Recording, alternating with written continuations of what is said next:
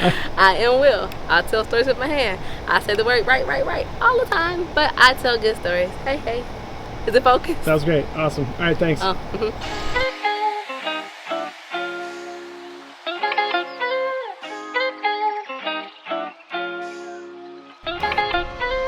So I'll never forget the first time that some of my ideas about fundraising were really challenged, because at the time it felt like getting punched in the throat. Specifically, there's a movie with Patrick Swayze where at the end he does like this crazy karate move on this bad guy. It was very influential to me when I was a kid, and he punched him in the throat and like, fight over, game over, done, things will never be the same. It's a movie called Roadhouse, you should watch it, but like the PG version. I was leaving a banquet fundraiser with a friend, an African-American guy in the community who I'd known for many years. He'd been a part of this program that does great work, but as part of their fundraiser, they brought him up to share his story. And as we left, I saw the mixture of like sadness and anger in his eyes, and I asked him, what's going on, man? I thought he would be feeling great after having that much affirmation or something like that, but instead he said, man, I don't know any of those people. They only call me once a year in order to come share this story for donations. I'm not in relationship with anybody.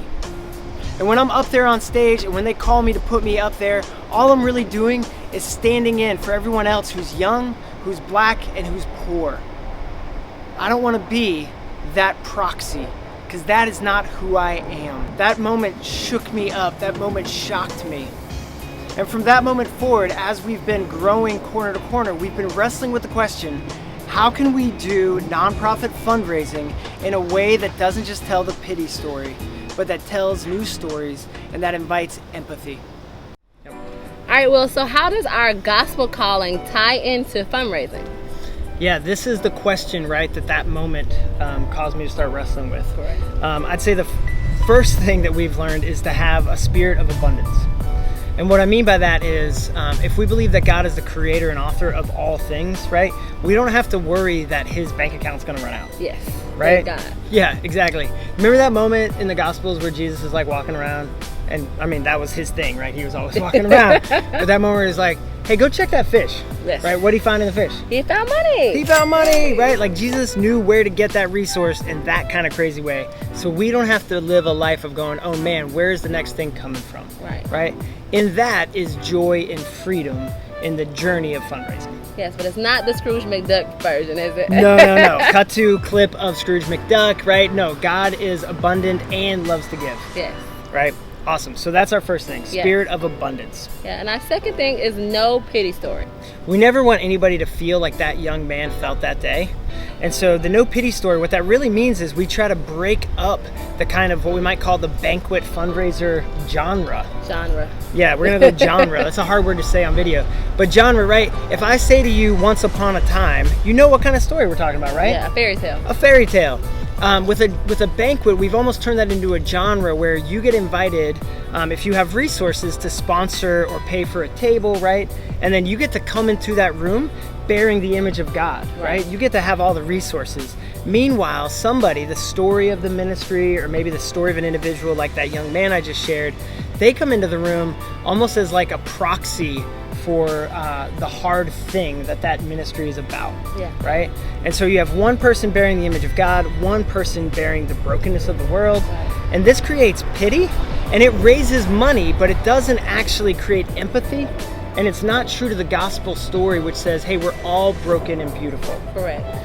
And I also think that it doesn't create community, which is really the point of why nonprofits were created in the first place, is to create community. It's not honoring your creativity, your drive, whatever journey you're on. Right. Yep, absolutely. The other thing this does is this tells somebody with money that they've got their life all together. Yeah, that's not true. Not true, right? We all know that is not true. Right. And at the same time, it tells someone maybe without resources that, you know what, you could be saved, but it's by this money. It's not you could be saved and it's by this amazing Savior. Correct. Right? And so sometimes that messaging also gets really muddy. So for that and a whole lot of other reasons, we don't do the pity story. Yeah, we all get to be human and we get to be saved by a loving Father. And that's why the pity story really doesn't work. Our third point is the potluck idea. Explain that to us. Yeah, so this comes out of Michael Rhodes' awesome book, Practicing the King's Economy. Go check that out. We'll put a link below. But one of his ideas is in nonprofit world, we should have a potluck mentality, meaning that the community is bringing their best to the table, right? So no matter if you're the one bringing the steak or you're bringing the greens, right? We're all bringing our best dish to the table, and we're sharing out of the abundance of the Lord with each other. Yeah, so what does that look like? Yeah, great question. For us, what that has been is experimenting in fundraisers that invite everybody from the community. Yeah. So they're free. All the food and drink is catered by members of the community, graduates of the academy. Everyone gets to taste and see and enjoy what they're up to, right? Yeah. And then there's an opportunity to give, right? Yes.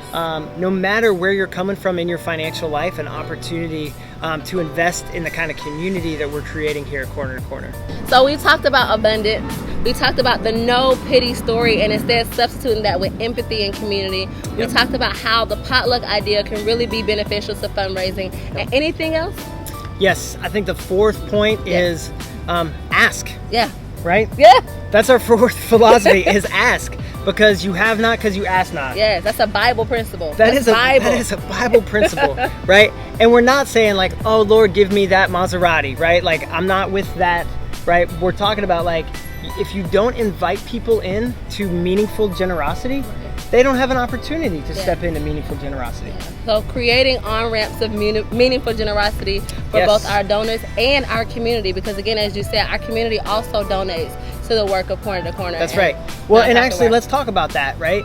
We're trying to dissolve that line between donor and community as the bugs like dive bomb for Shayna. Come on. But for real, like imagine this principle as like we're trying to erase that line. Yes. So that we would have one community. Everyone experiencing the grace, the love, and the peace of Christ together. Yeah. And fundraising with that in mind. So if you or someone you know wants to donate to Corner, then you can visit our website, cornertocorner.org/donate. I asked. Yeah, you asked. Thank you guys so much for watching. Hit that subscribe button. Here comes the fire truck. We gotta go. See you guys.